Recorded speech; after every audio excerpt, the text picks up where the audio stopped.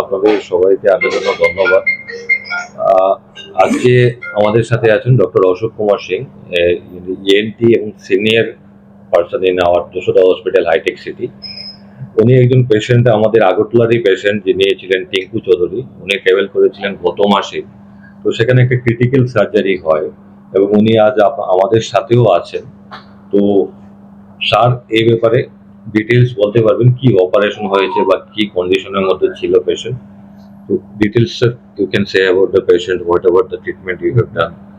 का फील्ड है ना, इसमें ear, nose, throat and head neck हम लोग में इंक्लूडेड है। तो इसमें जितने भी ईयर से रिलेटेड, जैसे हुआ कि ईयर से पस आ रहा है, हियरिंग का इशू है, तो उसको हम लोग सर्जरी के द्वारा उसको ठीक करते हैं। स्पेशली जो छोटे बच्चों में जो बचपन से ही वो सुनता नहीं है, तो वो बोल भी नहीं पाएगा, उसको डेफ एंड डम बोलते कि ना, वो बोलते ही नहीं। तो वैसे सर्जरी को हम लोग यहाँ कॉकलियर इम्प्लांट सर्जरी बोलते हैं, जो हाई एंड सर्जरी है। उसका कॉस्ट सर्जरी का ऑलमोस्ट 15 लाख टू 40 लाख तक जाता है। वो डिपेंड करता है कि आप कौन सा इम्प्लांट यूज कर रहे हैं। ये इम्प्लांट हम लोग का बाहर से आता है, ऑस्ट्रेलिया। 2-3 कंपनी है इसमें, एक ऑस्ट्रेलिया में है, एक ऑस्ट्रिया में, और एक यूएस से आता है। तो वो कॉस्ट वहाँ से आने के कारण उसका कॉस्ट थोड़ा सा हाई रहता है। तो वो छोटे बच्चों में है कि जो बॉर्न है, वो डेफ डम है, तो उनको हम लोग ऑपरेट करके उसका हियरिंग रिस्टोर करते हैं, ताकि वो नॉर्मल स्ट्रीम लाइन में उसका हियरिंग नॉर्मल हो जाता है। तो उसको है कि आप जितना जल्दी करें, 1 साल मिनिमम एज है कि 1 साल है तो आप कर सकते हैं, 1 साल, और जितना जल्दी हो, मतलब 5-6 साल के अंदर करने से उसका रिजल्ट अच्छा रहता है। दूसरा है कि नोज में जो एलर्जी से रिलेटेड प्रॉब्लम है, पॉलिप है, साइनस का इशू है, और उसके अलावा जो साइनस का में कभी नोज में ट्यूमर रहता, तो वो हम लोग छोटे से लेकर के, सारे बेसिक से लेकर के जितने भी एडवांस नोज से रिलेटेड, ईयर से रिलेटेड, थ्रोट का जैसे ओरल कैंसर है, उसके बाद थ्रोट का टॉन्सिलर कैंसर होता, वोकल कॉर्ड में कभी वॉइस बॉक्स में कैंसर होता जिसको लैरिंजियल ट्यूमर बोलते हैं, उसे लेकर के सारे चीज़ हम लोग वहाँ पे करते हैं, एडवांस सर्जरी करते हैं। दूसरा है कि हम लोग अब दूसरे डिपार्टमेंट को भी हम लोग एक्सेस देते हैं। जैसे आजकल मिनिमल एक्सेस सर्जरी होता है कि आप बिना कम चीरा लगा करके आप ऑपरेशन कर सकते हैं। तो हम लोग न्यूरो सर्जरी के, जैसे ब्रेन में ट्यूमर है, उसको स्कल बेस बोलते हैं, जहाँ पे नोज और ब्रेन मिलता है, उस लेवल पे ट्यूमर है, तो हम लोग आप ईएनटी उनको अप्रोच देते कि नोज के थ्रू, इंडोस्कोप के थ्रू हम लोग ब्रेन खोलते, फिर वहाँ से हम लोग वो ब्रेन ट्यूमर, जैसे पिट्यूटरी का ट्यूमर है, पिट्यूटरी ग्लैंड है कि जो हार्मोन पूरे बॉडी को कंट्रोल करता है, तो वो सब का सर्जरी होता है जो हम लोग ईएनटी करते हैं। दूसरा है कि ये हम लोग का है स्नोरिंग सर्जरी। आजकल पेशेंट सब में जिसको खराटे आते, तो वैसे सर्जरी में मेरा स्पेशलाइजेशन है खराटे का सर्जरी। हम बहुत सारे करते हैं वहाँ पे, बहुत सारे पेशेंट का। और ईयर से तो मैं बात हो ही गई। दूसरा है कि कॉस्मेटिक सर्जरी, जो ये नोज का है, तो ईएनटी भी आजकल जो है ना, ईएनटी का ही फील्ड है ये नोज। तो हम लोग ये राइनोप्लास्टी जो होता है ना, कि जो नोज डिफॉर्म है, ब्रीदिंग डिफिकल्टी होती है, तो उससे रिलेटेड भी कॉस्मेटिकली और फंक्शनली भी दोनों चीज हम वहाँ पे देखते हैं। मेरा नाम डॉक्टर अशोक कुमार सिंह है। मैं सीनियर कंसल्टेंट हूँ यशोदा हॉस्पिटल हाईटेक सिटी हैदराबाद से। ये हमारे साथ पेशेंट है मिस्टर टिंकू चौधरी। इनको बहुत सालों से लेफ्ट ईयर में क्रोनिक डिस्चार्ज हो रहा था, पस आ रहा था बहुत सालों से।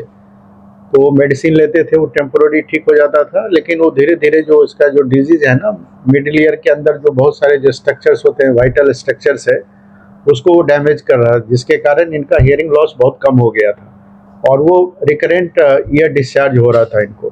तो ये मेरे पास आए वहाँ पे, फिर इनको थोरोली इवेलुएट करके, सीटी स्कैन सब देख करके फिर डायग्नोसिस हुआ इनको लेफ्ट क्रोनिक ओटाइटिस मीडिया, मतलब ये बहुत सालों से इनको लेफ्ट ईयर में, मिडिल ईयर में इनको इन्फेक्शन था और ये अनसेफ डिजीज था।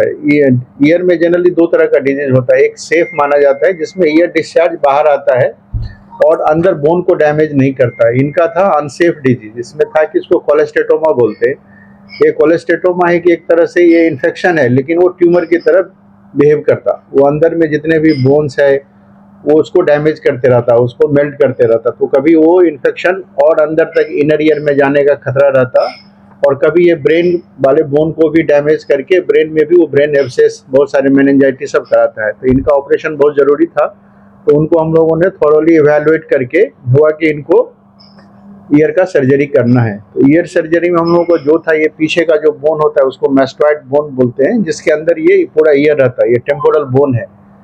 तो इसको हम लोग को इवेलुएट करने के बाद हुआ कि इनका जो पीछे का बोन है मैस्टॉइड बोन, वो उसमें भी इन्फेक्शन चला गया है।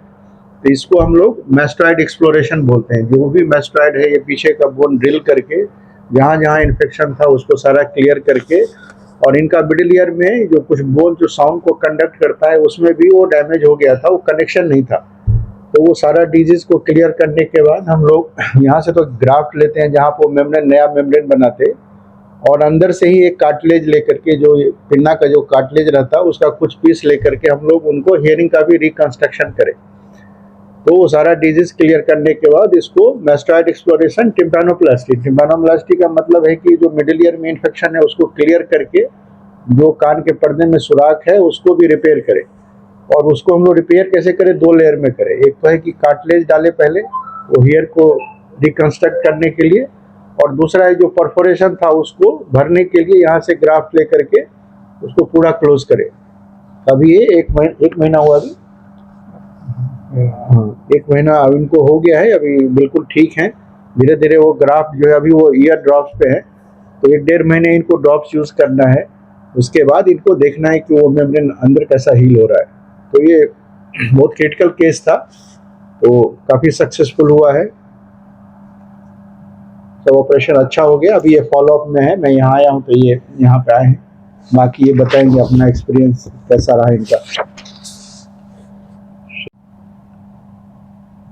নমস্কার, আমার নাম টিঙ্কু চৌধুরী। অনেকদিন ধরে আমার মানে কানের মধ্যে একটু প্রবলেম আছিল, তো অনেক ডাক্তার দেখাইছি, তারপরেও তো মানে কোনো কিছু পাইছি না। তারপর এই সাইড থেকে মানে বাম সাইড থেকে প্রচন্ড একটা মাথা ব্যথা করে।